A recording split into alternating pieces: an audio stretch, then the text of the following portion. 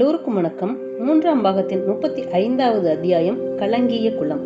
கடந்த பதிவுல காஞ்சிக்கோட்டையின் நிலையும் சக்கரவர்த்தி மகேந்திர பல்லவரின் நிலையும் அதோடு கூடவே நரசிம்மவர்மர் ஆயனரை பார்க்க சென்றதையும் எதிரே ஒரு பெண் ஒருத்தி வந்ததையும் பார்த்தோம். இப்போ 35வது அத்தியாயத்தை வாசிக்கலாமா? ஆஹா, அந்த பழைய தாமரை தடாகம் தானா இது? சிவகாமியும் தானும் எத்தனையோ இன்பமான தினங்களை கழித்த குளக்கரை தானா இது? ஆம், அதுதான். ஆனால் அதன் தோற்றம் இப்போது அடியோடு மாறி போயிருந்தது. மாமல்லரின் மனம் அடைந்திருந்த நிலையை அந்த தாமரை குளம் நன்கு பிரதிபலித்தது.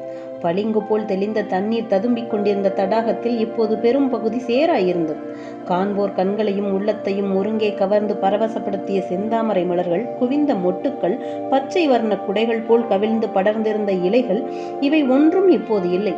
யானைகளின் காலால் சேற்றோடு சேர்த்து மிதிக்கப்பட்ட சில தாமரை இலைகள் காணப்பட்டன.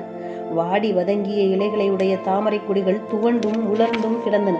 குளக்கரையில் தழைத்து செழித்திருந்த விருட்சங்களின் கிளைகள் முறிக்கப்பட்டு பாதி மொட்டையாக காணப்பட்டது. அந்த விசிப்பலகை! அதுவும் பாதியில் முறிந்து ஒரு பகுதி தரையில் துகள் துகளாய் கிடந்தது. இன்னொரு பாதி அப்படியே பிளந்த முனைகளுடன் நின்றது. இருதயம் உடைந்த மாமல்லர் அந்த பிளந்த விசிப்பலகையின் மேல் உட்கார்ந்தார். சுற்றும் முற்றும் பார்த்தார். பழைய ஞாபகங்கள் ஒன்றை ஒன்று தள்ளி கொண்டு போட்டியிட்டு கொண்டு வந்தன. வசந்த காலத்தில் வனத்தில் உள்ள மரங்கள் எல்லாம் புது தளிர்களும் புஷ்பங்களுமாய் குலுங்கிக் கொண்டிருந்த நாட்களில் எத்தனையோ தடவை சிவகாமியை தேடிக்கொண்டு அவர் அங்கு வந்ததுண்டு. கானகத்து பட்சிகள் கலகலவென்று சப்தித்துக் கொண்டிருந்த நேரங்களில் அவரும் சிவகாமியும் அதே விசிப்பலகையில் உட்கார்ந்து கண்களோடு கண்களும் கரங்களோடு கரங்களும் இருதயத்தோடு இருதயமும் பேசும்படி விட்டு வாய்மூடி மௌனிகளாய் நேரம் போவது தெரியாமல் இருந்ததுண்டு. கீழ்வான முகட்டில் பச்சை மரங்களுக்கிடையே பொற்குடத்தை போல் பூரண சந்திரம் உதயமாகும் போது அந்த முழுமதியையும் சிவகாமியின் முகத்தையும் மாமல்லர் எத்தனை தடவை ஒப்பிட்டு பார்த்திருப்பார். தாமரை குளத்திலே ததும்பிய தெளிந்த நீரின் விளிம்பிலே நின்று மேலே தோன்றிய சிவகாமியின் உண்மை உருவத்தையும் தண்ணீரிலே தெரிந்த அவளுடைய பிரதிபிம்பத்தையும் மாறி மாறி பார்த்து மகிழ்ந்தது எத்தனையோ நாள். இம்மாதிரி ஞாபகங்கள் எல்லாம் மாமல்லருக்கு ஆரம்பத்தில் இன்பத்தை அளித்தன. ஆனால் இடையிடையே இனிமேல் அந்த மாதிரி அனுபவங்கள் நமக்கு கிடைக்கப் போவதே இல்லை என்ற நினைவு வந்ததும் மனத்தில் கொடிய வேதனை உண்டாயிற்று. இனிமேல் பொறுக்க முடியாது என்ற மனோநிலை ஏற்பட்டதும் மாமல்லர் குதித்து எழுந்தார். விரைந்து சென்று குதிரை மீது தாவி ஏறி ஆயனர் வீட்டை நோக்கி செலுத்தினார். காஞ்சியிலிருந்து புறப்பட்ட சமயம் அவர் மனத்தில் இருந்த அமைதி இப்போது இல்லை. அமைதிக்கு பதிலாக இப்போது கோபமும் ஆத்திரமும் அவர் மனதில் குடிகொண்டிருந்தன.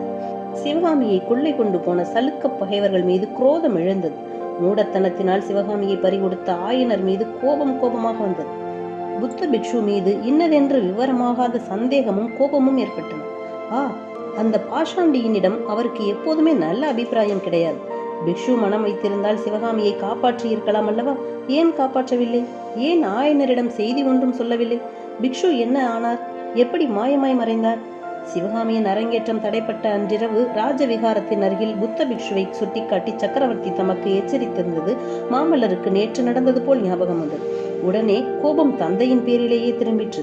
மகேந்திர பல்லவரின் மந்திர தந்திரங்கள், சூழ்ச்சிகள், வேஷங்கள் இவற்றினால் தான் பல்லவ ராஜ்யம் இன்றைக்கு இந்தகதியை அடைந்திருக்கிறது. தாமும் சிவகாமியை இழக்கும்படி நேர்ந்திருக்கிறது. திடீரென்று ஒரு விபரீதமான சந்தேகம் மாமல்லரின் உள்ளத்தில் உதித்தது.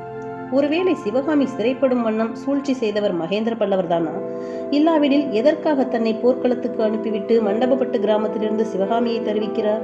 ஒருவேளை அந்த பெண் கமலி கூட சக்கரவர்த்தியின் சதிக்கு உடந்தையாயிருப்பாளோ? எல்லோரும் சேர்ந்து தன்னை இப்படி வஞ்சித்து விட்டார்களோ? ஆஹா, இது என்ன சதிகார உலகம்!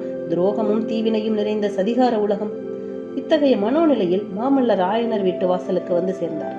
சிவகாமி சிறைப்பட்டது சம்பந்தமாக மர்மமாகவும் விளங்காமலும் இருந்த சில விஷயங்களை ஆயனரிடம் கேட்டு தெரிந்து கொள்ள அவர் விரும்பினார். வீட்டு வாசலுக்கு சற்று தூரத்திலேயே குதிரையை நிறுத்திவிட்டு தாமும் சற்று அங்கேயே நின்று மனத்தை அமைதிப்படுத்தி கொண்டார். பிறகு சாவதானமாக நடந்து வந்து ஆயனர் வீட்டுக்குள் நுழைந்தார். வீட்டுக்குள் பேச்சு குரல் கேட்டது. அவருக்கு சிறிது வியப்பை அளித்தது. ஆயனர் யாருடன் பேசிக் கொண்டிருக்கிறார்? உள்ளே சிற்ப மண்டபத்தில் ஆயனருக்கு அருகில் உட்கார்ந்திருந்த மனிதனை பார்த்ததும் மாமல்லருடைய வியப்பு அளவு கடந்தது. அந்த மனிதன் ஒற்றர் தலைவன் சத்ருகணன் தான். சத்ருகணனை அங்கே கண்டதும் கூட மாமல்லருக்கு அவ்வளவு வியப்பளிக்கவில்லை. சத்ருகணனுடைய முகத்தை பார்த்ததும் பளிச்சென்று இன்னொரு முகம் ஞாபகத்துக்கு வந்தது. அப்படி ஞாபகத்துக்கு வந்த முகம் சற்று முன்னால் காட்டுப்பாதையில் அவர் பார்த்த பெண்ணின் முகம்தான். என்ன அதிசயமான ஒற்றுமை! ஒருவேளை சத்ருகணனுடைய தங்கை அல்லது தமக்கையோ அவள், அல்லது ஒருவேளை இவனே? சந்தேகம் தோன்றிய ஒரு கணத்திற்குள்ளேயே அது தீர்ந்துவிட்டது. சத்ருக்கணனுக்கு அருகில் ஒரு சேலையும் மற்றும் ஸ்திரீகளுக்குரிய சில ஆபரணங்களும் கிடந்ததை நரசிம்ம பல்லவர் பார்த்தார்.